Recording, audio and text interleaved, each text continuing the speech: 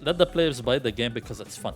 Let the game, like the players buy the game because, oh, it looks cool. The characters are cool. The music is nice. It plays wonderfully online. There's a lot of different fun stuff I can do. Oh, it's a game that I can boot up and I can play with my friends.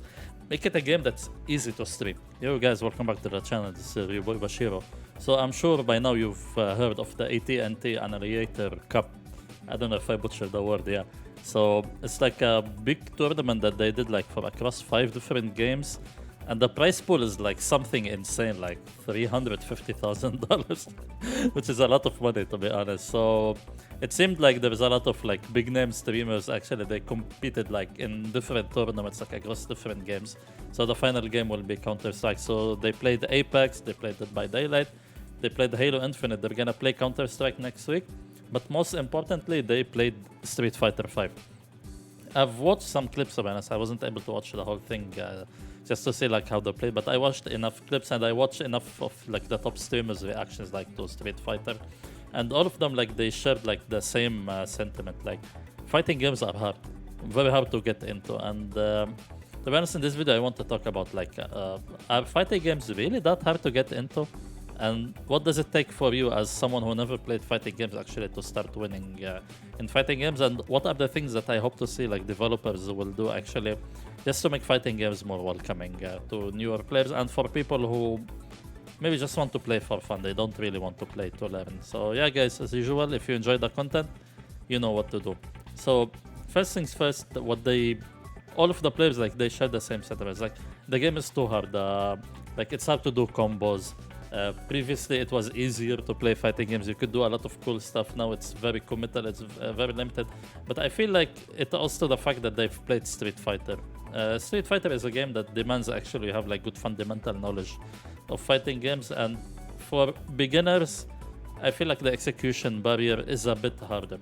Sure, it's simpler like in terms of mechanics, but if you think about it, like doing special moves is not that easy for someone who doesn't really play fighting games. Let's keep something in mind. For us as fighting game players, things like fundamentals, execution, matchup knowledge, this is some things that we know by nature, and it's easy for us to pick up when we learn a new fighting games because that knowledge is ingrained to us. But let's think about it like from the perspective of someone who doesn't really play fighting games or someone who doesn't really like want to learn actually. So mostly people will play on a controller. So what you're asking them actually to start doing cool stuff and to start to like do a lot of stuff, first things first, you have to teach them like the fundamentals, which is kind of hard to understand in the concept of fighting games because it's more like chess. The thing is that you have to teach them execution. So you have to tell them that if you do this motion, this is a fireball. If you do a motion like this, it's a spinning kick. If you do this, it's a shoryuken. You know, it's like an invincible reversal. Then you have charge moves. Then you have super moves. Then you have V skills. Then you have V triggers. So to be honest, for someone who doesn't really play fighting games, all of this is very overwhelming to learn at a glance. So I feel like that's why the players were scared. And this leads me like to the point, like fighting games are really difficult. And the answer is honestly yes, because fighting games require like a lot of commitment from you as a player, like to get good at them and to start winning. And to be honest, losing is not fun. For us fighting game players, the people who want to play fighting games, we understand that the fun of fighting games comes through the long-term results. It's basically, we understand that losses are your way actually to getting better, and it's your way to be a better player. And when you become a better player and you start to win, that's the time actually that you start to feel like the joy of fighting games. And to be honest, 90% of people are not willing to do that. And this is the nature of fighting games. I feel like developers, if they try to simplify fighting games just to please everyone, no one will be like satisfied at the end. So like simplifying the games just to bring new people in is not a good idea. And bridging the gap between like the technical high level players and people who are really like new to fighting games, this will never work, because fighting games by design, they require effort and they require execution and they require like long term commitment. Actually, it's just like a relationship, you know, you have to make it work. But what if you don't really want to like commit to fighting games, you just want to play for fun? To be honest, in the context of this tournament, Street Fighter 5 was a bad choice, because that game like requires some degree of knowledge in fighting games and technical knowledge for you to be able to enjoy and to compete. and nothing really cool happens. When you press like a lot of buttons. And trust me, I've been around people who play fighting games competitively, and I've been around a lot of people who play fighting games casually. And the sentiment between casual players and people who don't want really to learn fighting games like seriously is they just want to do cool. They want to press buttons and they want to see cool stuff happen. So easy to learn fighting games. I don't think this is a real concept of a reality. The other thing is that like the other sentiment like the streamers are sharing is that like it's very hard to start doing stuff in fighting games, while in other games it's just easier. And this comes to the fact that the learning curve is much harder. Because if you think about it, if you play a game like Apex Legends, which is like a team shooter game, what do you need to learn to start getting kills? And kills is results. Kills makes you happy. It releases the dopamine in your mind. You're getting scores, etc. You basically need to learn how to aim, which is moving your mouse. You need to learn that there are 4 buttons to moves, and there's like aim down, shooting, reload. That's it. But for fighting games, if you want to start like winning, what do you need to learn? You need to learn fundamentals. So spacing, reactions, anti-airing, a lot of things you need to learn. Then you have to jump to execution. Then you have to learn how to execute the special moves. Then you have to execute combos. Then you have to execute like technical stuff. Then you have to start learning matchups. Then you have to jump online and you have to lose and lose and lose until you get a result. But for other games, it's really like takes 5 minutes and you're already getting results. Maybe you will not be able like to fight like with the shrouds and those like high level players, but at least when you go randomly into a lobby, you will actually get some wins. And this is not possible for fighting games. So unfortunately, I feel like the nature of fighting games is not welcoming for newer players. But I think for developers, this is something they need to work on. I feel like you should not really bridge the gap between like hard, like easy, and like to simplify games just to appeal to everyone. This will never work. So I feel like if you want to make a fighting game enjoyable for everyone, you have to split it into 2 different games. So I feel like currently for us, people who want to play fighting games seriously and competitively, I think like we have everything we want actually, if you think about it. The games are technical. They're going down the path of being easier, which I don't like. The games are technical, so the knowledge is required there. We're now starting to have rollback netcode. We have world tours, we have season passes, we have patches, we have money in fighting games. So I feel like for us as competitive players, I think we're in a good spot right now. So I feel like now the developers, they need to shift like on how to appeal like to the people who just want to play for fun. What do people want to have? Like, how can people have fun in fighting games? To be honest, just doing fun stuff, seeing cool things happening on the screen and feeling like everyone has a chance to win. And I feel like you should not like mix those 2 crowds together. I feel like if you, let's say for example, let's take a game like Fortnite for example. There's like the building mechanic aspect of it and blah blah blah, a lot of things, but there's also the aspect that you hit a button and you already start playing. So I feel like the first thing fighting games need to do, it's just like make it so easy to get into matches. So no filtering through regions, no lobbies, no ranking, no headache. So just press a play and you're already jumping into a match based like on a good server location, etc. Number 1. Number 2, I feel like you should remove the execution requirement. If you're playing for fun, don't put a ranking mode, okay? Just have it like Smash.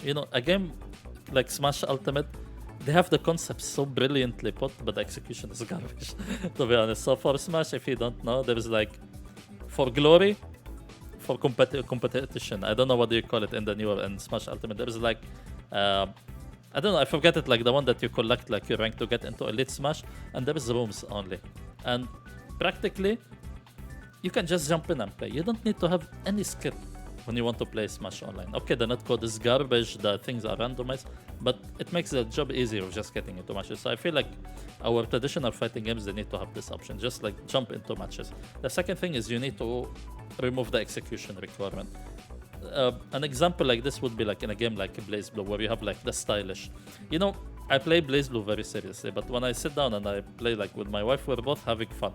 I'm playing okay in the technical control and she's playing on stylish, but she's having fun because she's pressing the buttons, the combos are coming out, and she's learning little by little, by the way. So don't think that there's no learning process. So I see that she's getting patient in defense. She's like trying to do punishes on the right time. So I feel like you should remove the execution. Just button presses will do cool stuff, and people want to see that. The third thing is that like you want to feel like there is a reward attached to winning. Because to be honest, currently in fighting games, the only reward you get like from playing is getting better. But for the other games like Apex, like I don't know, Fall Guys, you know, whatever, there is always like a goal that you need to reach like in that session that you're playing, and the fun is trying to reach that goal. So let me give you an example. Like in Fall Guys, you're trying to get the crown, but when you're playing like ranked in fighting games, what do you get? Like few points.